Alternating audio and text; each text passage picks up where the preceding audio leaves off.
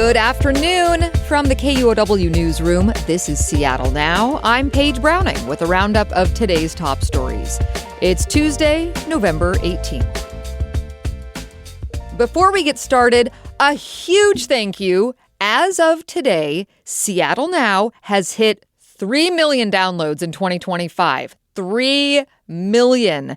In the podcast world, that's a milestone for any show, including ours, and it is all thanks to you. Thank you so much for being a listener. Thank you for listening and supporting the show. We could not do any of this without you, and we are so proud of this community of listeners. We love to hear from you. And we'd love to keep this party going and bring some new listeners in. What helps us is when you write a review on Apple Podcasts, rate us on Spotify, or just blab about us to your friends. You can also support us financially by clicking the link in the show notes. And you can always send us feedback, seattlenow@kuow.org. In news today, Washington State's entire congressional delegation, including Republicans, voted yesterday to release the Epstein files. The House voted overwhelmingly to force the Justice Department to publicly release its files on the convicted sex offender, Jeffrey Epstein. Later, the Senate approved the bill, sending it to President Trump's desk. Republican Dan Newhouse of Central Washington says he voted yes because he's concerned about protecting the victims and ensuring any unsealed information does not interfere with active pursuits of justice. Today's vote shows the pressure mounting on Republican lawmakers and the Trump administration to meet long-held demands that the Justice Department release its case files on Epstein. FIFA Men's World Cup preparations continue despite President Trump's veiled threats this week about Seattle's ability to host. This week, Trump suggested the 2026 World Cup could be moved out of Seattle, hinting at safety as the reason, but not giving any specific concerns. He also criticized Mayor-elect Katie Wilson as she prepares to enter office. The committee overseeing the World Cup in Seattle says it is confident in its preparations for the event.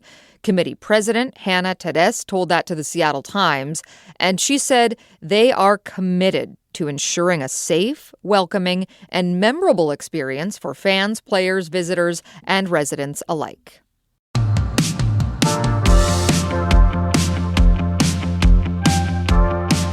Two stories on the environment beat today.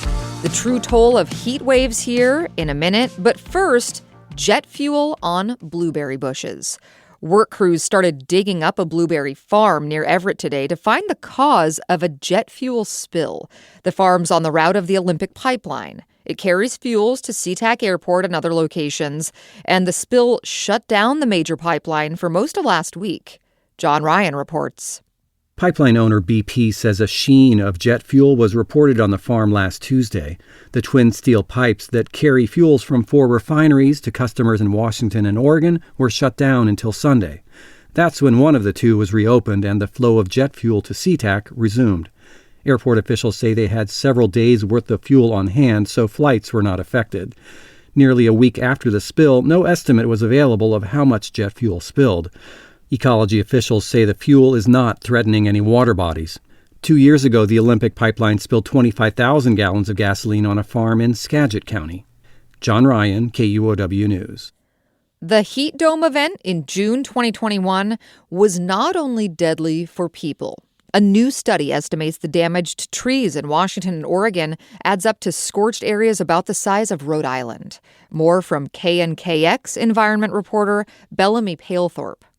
Researchers at Oregon State University's College of Forestry wanted to know the extent of the damage from the unprecedented heat in 2021.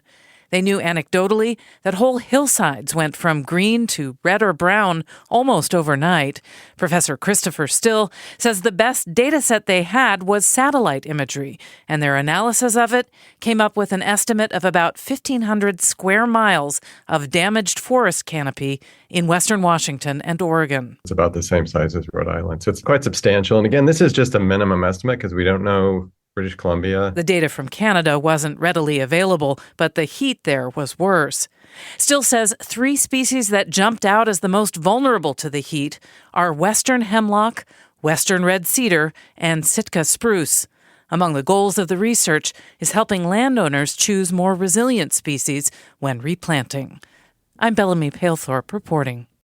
In our health section today, time to get vaccines.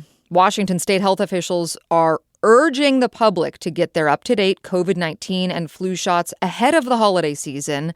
They know many of us haven't yet because vax rates have been on a decline. KNKX reporter Mitch Borden has more. The number of COVID-19 shots being administered have especially dropped compared to this time last year. According to the state's health department, about 23% fewer COVID vaccines have been given out. Flu shots are down by about 10% across the state. Jamelia Shirls is the director of the Office of Immunizations at Washington's Health Department. She says misinformation and efforts by the Trump administration to restrict access to COVID vaccines could be a driving force behind this steep decline. Confusion and mixed messages from the CDC and Secretary of Health around vaccine recommendations, which contradicted with well-established science, which in turn leads the public wondering, what vaccine should I be getting and where can I get vaccinated? Currently, COVID vaccines are available for anyone 6 months or older in Washington state and can be found at pharmacies. I'm Mitch Borden, reporting.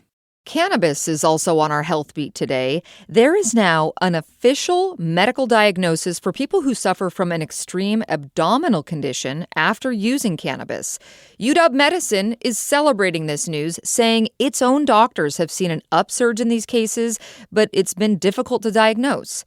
Doctors can now diagnose cannabis hyperemesis syndrome, which causes extreme abdominal pain and severe vomiting in some people who frequently use cannabis. UW emergency medicine doctors say this will help people get treated for the condition more effectively and help them identify larger trends in the population.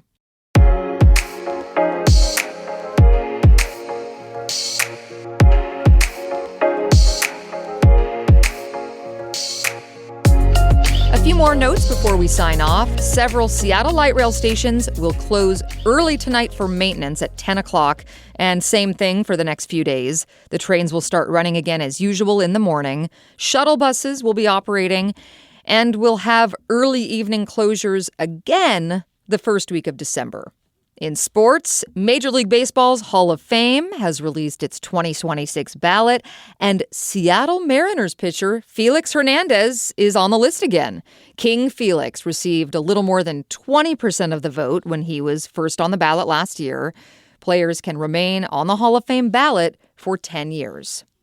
And finally, your sky report tonight. It should be clear enough in western Washington to get a possible glimpse of a meteor shower. The American Meteor Society says the Leonids meteor storm peaked last night and will continue tonight. Next time on Seattle Now, unpermitted food carts are popping up all over the place. King County Public Health has cited nearly 200 carts this year. But why are they so popular? Good, cheap, available. Those are the three things I think people have a hard time denying. Hear more Wednesday morning. That's all for today from the KUOW Newsroom in Seattle. Our producer is Andy Hurst, and I'm Paige Browning. Seattle Now and KUOW are members of the NPR network. See ya.